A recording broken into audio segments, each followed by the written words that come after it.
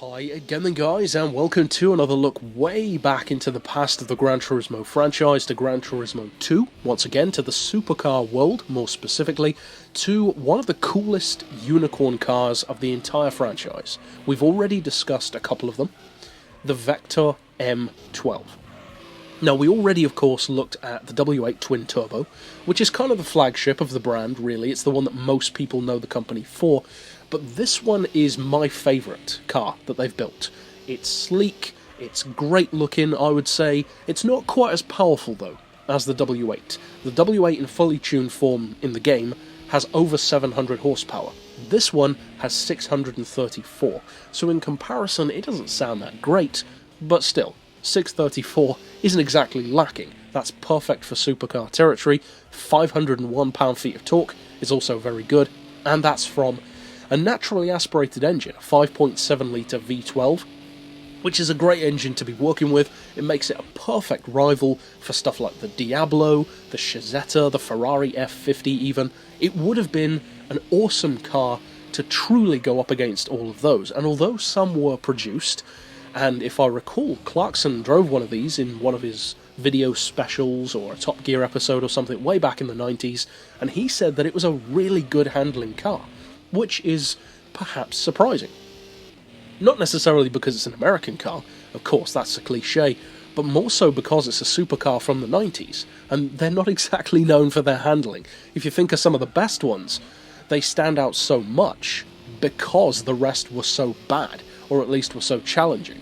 This one, though, apparently stood out from the crowd. Unfortunately, though, they didn't exactly sell a ton of them.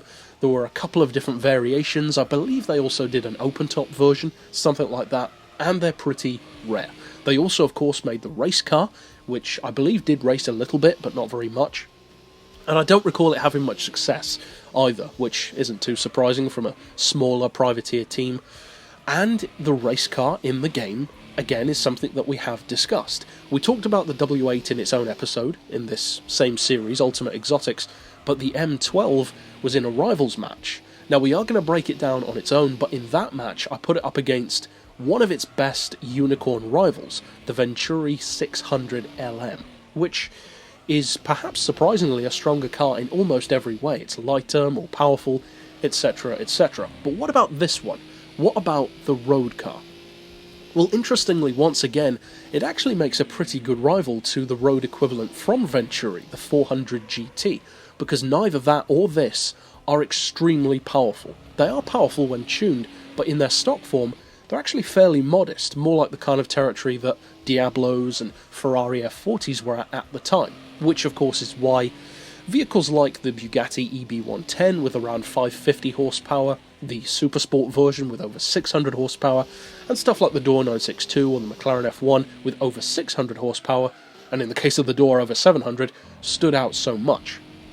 Because once again, the supercar climate was completely different at the time. Now, the weight on this car is still not great, and that's pretty much the only potential disadvantage that it has, because even the pricing is quite good. It's 193,000 credits, which for a supercar is quite reasonable, especially when you consider that many of its rivals cost a lot more, and in some cases, you just can't buy them. Stuff like, for instance, the GT90 or the Speed 12, which you could justifiably put this up against, you can't buy them. You have to win those cars.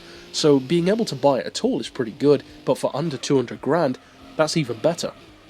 Even some of the ones which you can buy are a lot more, like the XJ220s and the XJR15s. So, in terms of its weight, as I alluded to just now, it's not quite as good. It weighs 1,456 kilos, and that's after the weight loss program. That's unfortunate. That's still quite heavy for a supercar, but the horsepower per tonne is still 435, which again, it doesn't sound earth-shattering for sure. That's more like modified super sports car territory in later Gran Turismo games rather than supercar level. But the great thing about this Vector, and I would say in this way is even better than the W8, is that although it's not as powerful, and it's not as quick in a straight line, it's better through corners. And apparently, as I alluded to earlier on, that's fairly accurate to real life, because, as Clarkson said, it is supposedly a good handling car, so it is appropriate that in the game, it's a great handling machine. It's actually, I would say, one of the better handling supercars on offer. It can quite easily outmaneuver the Speed 12 or the GT90, and of course, those can be worked with very well, but this one is just, it's right there. It does it whatever you want, whenever you want. It's smooth, it's controlled, and thankfully, it doesn't feel anywhere near as heavy as it actually is. Although it doesn't have quite the thunderous straight line speed of the other Vectors, it's not slow, for sure. This is, as I said, my favourite version of the Vector range. I think it's by far the best looking model that they have, and it's really cool to be able to at least have it in a game like Gran Turismo, because, as you guys know, there aren't exactly a ton of games where you can drive any Vectors, so to have 3 of them on one game, that's pretty awesome.